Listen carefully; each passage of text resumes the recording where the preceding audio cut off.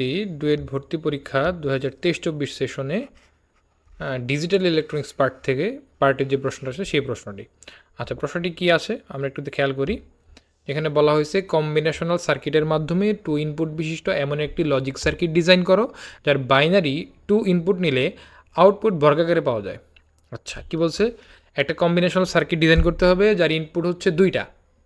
আচ্ছা, এবং বাইনারিতে যদি 2 নেই তাহলে আউটপুটে 2-এর বর্গ যা হয় তাই কত 4 পাবো, তাই তো?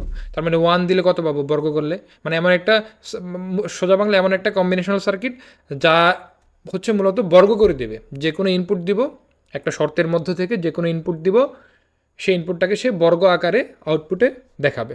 ওকে, আচ্ছা, তো চলো, এটা মূলত হচ্ছে এই মাল্টিপ্লেক্সার ডিজাইন। হ্যাঁ, প্রশ্নে আসলে ওইভাবে বলে না যে মাল্টিপ্লেক্সার ডিজাইন, যে জন্য আমাদের হচ্ছে সবচেয়ে ঝামেলা মনে হয়েছে যে অনেক কঠিন একটা প্রশ্ন করছে, আনকমন। আমরা সাধারণত এই ধরনের প্রশ্ন থেকে অভ্যস্ত না, তাই তো?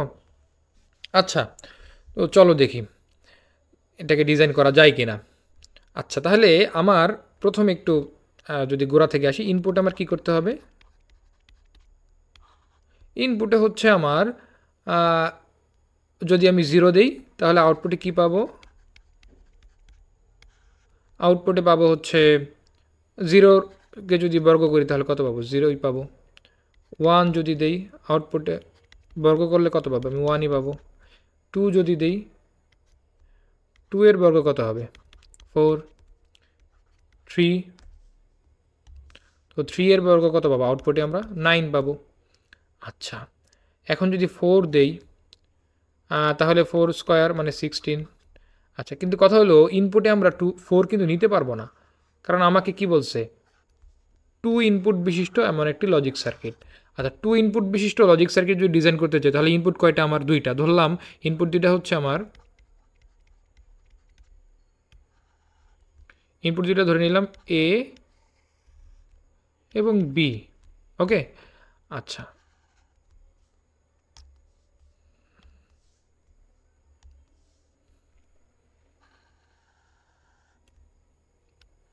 ইনপুট হচ্ছে এ এবং বি। আচ্ছা, আগে ইনপুটটা ক্লিয়ার করি। আমি 4 কেন নিতে পারবো না সেটা আগে উত্তর দিই। আচ্ছা দেখো, যদি আমরা 0 নিতাম তাহলে কি হতো? 0 0, দুইটা বিটের মাধ্যমে প্রকাশ করতে পারলাম। 1 দিলে 0 1, 2 দিলে 1 0। আচ্ছা, যদি আমাকে 3 বলে তাহলে কত? সরি, 2 বলে, যদি ইনপুটে যদি 2 হয় তাহলে কত আসবে? 1 0। আর যদি 3 বলে তাহলে 1 1, এই তো? আচ্ছা, এতটুকু আমাদের হইলো। তাহলে ইনপুট আমরা পেয়ে গেলাম যে এইভাবে আমরা ইনপুটগুলো নিব বাইনারিতে। আর আউটপুটটা কী হবে? বর্গ আকারে হবে। দেখো, আউটপুটে 0 1 4 9 এভাবে আসতে হবে, তাই না? আচ্ছা, যদি 0 1 4 এগুলো তো আমরা প্রকাশ করতে পারি, কিন্তু দেখো এখানে 9 আছে, তাই না? 9টা আসলে কয় বিট দিয়ে প্রকাশ করতে হবে? মিনিমাম আমাকে 4 বিট দিয়ে প্রকাশ করতে হবে। 3 বিটের মাধ্যমে 9 প্রকাশ করা সম্ভব না, কারণ 3 বিট মানে অক্টাল। সেক্ষেত্রে হচ্ছে 4 2 1, সেখানে কি সম্ভব? দেখো তো, 9 তো সম্ভব না, তাই না? যদি আমরা ওই 8 4 2 1 আসে মানে হেক্সাডেসিমেলে আসি, 4 বিটে আসি, তখন হচ্ছে আমরা এটাকে প্রকাশ করতে পারবো যে 9 মানে হচ্ছে 1 0 0 1। তো আউটপুটে তখন 9 আমরা এভাবে প্রকাশ করতে পারবো। তার মানে আমাকে আউটপুটে 4টা বিট নিতে হবে। এটা তো বোঝা গেল নাকি? 4টা বিট আমি কেন নেব? এখানে আমরা 4টা বিট নিয়ে নিচ্ছি আউটপুটের জন্য। ওকে, 3টা, আরেকটা নেওয়া বাকি। ওকে, আচ্ছা, এখন দেখো,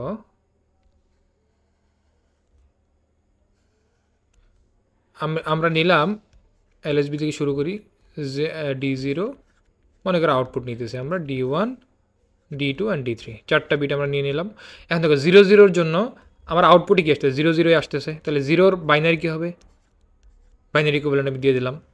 আচ্ছা আচ্ছা, মাঝখানে একটা বর্ডার এভাবে বুঝিয়ে দিই যে এটা আউটপুট। হ্যাঁ, আচ্ছা, এতটুকু তো আমাদের হইলো। আচ্ছা, এখন আসো 1 এর জন্য আমার বর্গ করলে 1ই আসতেছে, তাহলে 0 0 0 1 আসলো।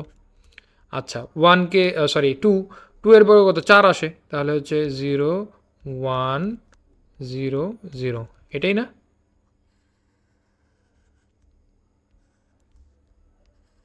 আচ্ছা, তাহলে 2 ইনপুট নিয়ে নিলাম। ওকে, তাহলে 1 1 মানে 3 ইনপুটে আমরা 3 নিলাম, এই যে 3। এটার আউটপুট কি আসতে হবে আমার? 9 আসতে হবে, তাই না? বর্গ করলে তো 9 আসে, তাহলে 1 0 0 1। আচ্ছা, এই হচ্ছে ইনপুট আউটপুটের যে টেবিল, সেটা আমি পেয়ে গেছি। ঠিক আছে, এতটুকু তো বোঝা গেল।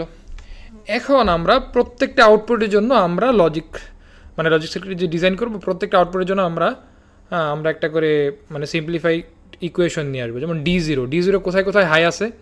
একটা হচ্ছে যখন আমরা ইনপুট 1 দিছি তখন হচ্ছে হাই, তো 1-এর জন্য আমার বাইনারি ইনপুট কত দিতে হয়েছে? এ বার বি।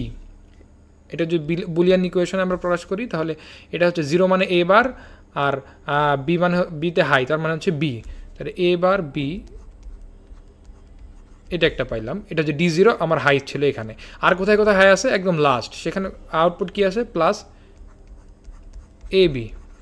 ঠিক আছে, তাহলে এখন এখান থেকে আমি জাস্ট সিম্পলিফাই করব। সিম্পলিফাই করলে তো এটাই আসে। ওকে, আচ্ছা, ডি0 পেয়ে গেলাম।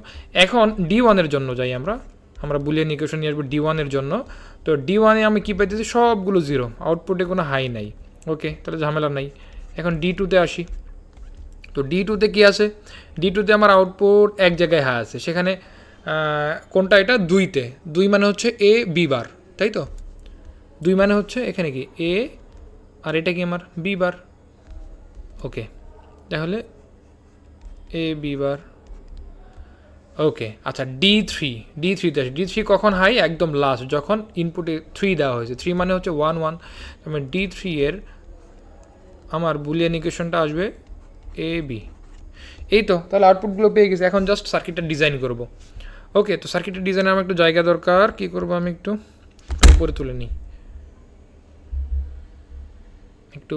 নিই, আচ্ছা, তাহলে ইনপুট আমার কয়টা? ইনপুট আমি আলটিমেটলি এ এবং বি দুইটা ইনপুট পাচ্ছি, তাই না? এখানে আবার এ বি বার হাবিজাবি আছে, কোনো সমস্যা নাই। তাহলে এখানে আমাদের এ এবং বি এর ইনপুটটা নিয়ে নিতেছি আমরা, যেহেতু এ বি বার দুইটাই আছে। সার্কিট ডিজাইনের জন্য বেসিক যে কাজ করবো সেটাই করতেছে, আর কিচ্ছু না আসলে। ওকে, তো এ বি নিয়ে নিলাম। প্রথমে ডি0-এর জন্য কি আছে? শুধুমাত্র বি।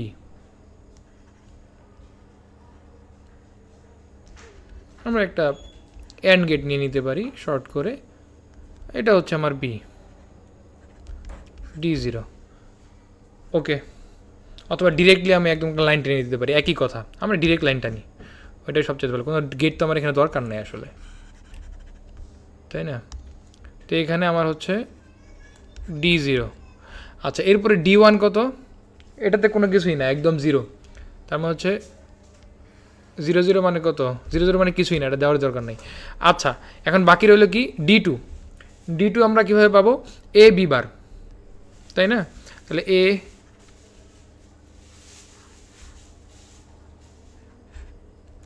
বি বার, জাস্ট দুইটার অ্যান্ড গেট করে দেবো, ঝামেলা শেষ।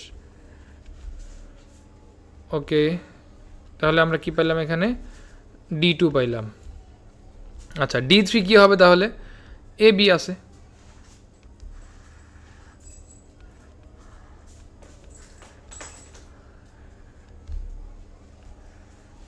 এই হচ্ছে ডি3, রাইট? এই ছিল আমাদের কাঙ্ক্ষিত ফলাফল, বা কাঙ্ক্ষিত সেই ডিজাইন করার জন্য যেটা বলা হয়েছে সেই সার্কিটটা। ওকে, ধন্যবাদ সবাইকে।